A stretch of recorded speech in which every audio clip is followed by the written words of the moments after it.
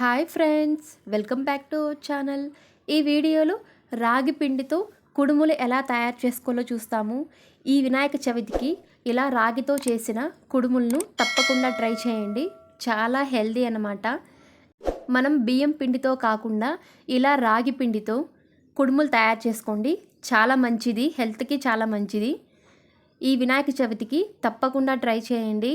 ఇలా రాగితో చేసిన కుడుములను చాలా టేస్టీగా ఉంటుంది అండ్ డిఫరెంట్గా ఉంటుంది. అంతేకాదు చాలా సాఫ్ట్గాను ఉంటుంది. తప్పకుండా ట్రై చేయండి. మరిన్ని రాగి రెసిపీస్ కోసం నా ఛానల్ని సబ్స్క్రైబ్ చేసుకోండి. పక్కనున్న బెల్ ఐకాన్ని క్లిక్ చేయండి. సరే, ఇప్పుడు వీడియోలోకి వెళ్ళిపోతాము. ఇక్కడ ఒక బౌల్ తీసుకొని ఇందులో 1 కప్ రాగి పిండిని తీసుకోవాలి. తర్వాత ఇందులో కొద్దిగా సాల్ట్ యాడ్ చేసుకోవాలి. తర్వాత మనం ఉడికించుకున్న వాటర్ను ఇందులో వేసి బాగా మిక్స్ చేసుకోవాలి. హాట్ వాటర్ యూస్ చేయాలి, కోల్డ్ వాటర్ యూస్ చేయకూడదు. ఇలా మనం వాటర్ని యాడ్ చేసుకొని బాగా మిక్స్ చేసుకోవాలి స్పూన్తో ఫస్ట్. తర్వాత బాగా ఉండలు లేకుండా బాగా సాఫ్ట్గా మిక్స్ చేసుకోండి, చపాతీ పిండిలాగా. చాలా మెత్తగా ఉండాలి, గట్టిగా ఉండకూడదు. ఇలా అంతా మిక్స్ చేసుకోవాలి.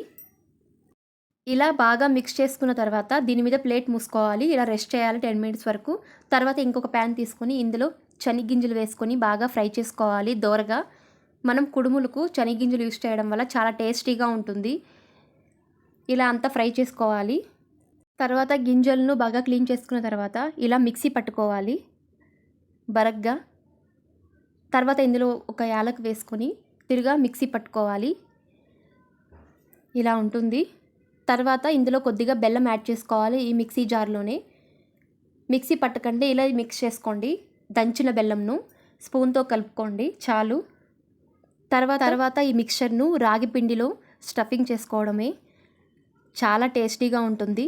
ఇలా మనం ఒక ఇడ్లీ పాత్రలో పెట్టుకొని ఇలా మనం పెట్టుకోండి, తయారు చేసుకోండి. డిఫరెంట్గా పిల్లలు చాలా ఎంజాయ్ చేసుకుంటూ తింటారు.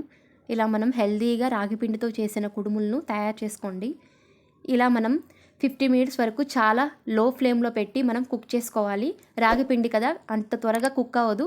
చాలా లో ఫ్లేమ్లో పెట్టి కుక్ చేసుకోవాలి. ఇలా మూత పెట్టుకొని 50 మినిట్స్ లేదంటే హాఫ్ అన్ అవర్ పెడితే కూడా బాగుంటుంది. బాగా కుక్ అవుతుంది. చూడండి, కుక్ అయిన తర్వాత ఎలా ఉంటుందో రంగు మారింది చూడండి. చాలా బ్రౌన్ కలర్లో ఇలా ఉంటుంది. ఈ వినాయక చవితికి ఇలా రాగితో చేసిన కుడుములు తయారు చేసుకొని తినండి. చాలా హెల్దీ అన్నమాట.